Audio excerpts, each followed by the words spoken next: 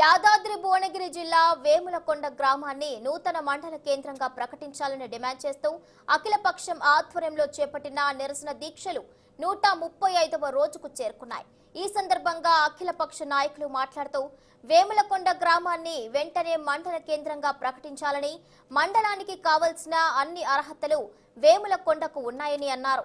అందులో 7 గ్రామాల్లో 11,273 మంది జనాభా ఉన్నారని, అలాగే 6,942 ఓట్లు ఉన్నాయని, 12,527 చదరపు కిలోమీటర్ల భూ విస్తీర్ణం ఉందని అంటున్నారు. ఇక వలిగొండ మండలానికి వెళ్లాలంటే 17 కిలోమీటర్ల దూరం ఉన్నందున పరిపాలనా సౌలభ్యం కోసం గ్రామాన్ని నూతన మండల కేంద్రంగా ప్రకటించాలని డిమాండ్ చేశారు. అన్ని వసతులున్నాయి. హాస్పిటల్ ఉంది, యూనియన్ బ్యాంక్ ఉంది, సీసీ బ్యాంక్ ఉంది. అన్ని రకాలుగా మా వేములకొండ మండలానికి అన్ని అర్హతలు ఉన్నాయి, అన్ని వసతులు ఉన్నాయి. పోతే మా వేములకొండకు చుట్టూ 7 గ్రామ పంచాయతీలు ఉన్నాయి. వేములకొండ జనాభా 3,000, ఓట్లు 1,700, భూ విస్తీర్ణం 3,785.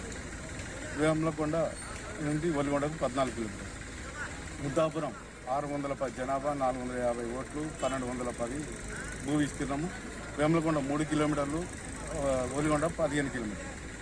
వెంకటాపురం జనాభా 938, 675 ఓట్లు, 1,160 భూ విస్తీర్ణము. 1 కిలోమీటర్ వేములకొండకు ఉంటుంది, 13 కిలోమీటర్లు ఒలిగొండకు ఉంటుంది. చిత్తాపురం 1,260 జనాభా, 810 ఓట్లు, 1,222 భూ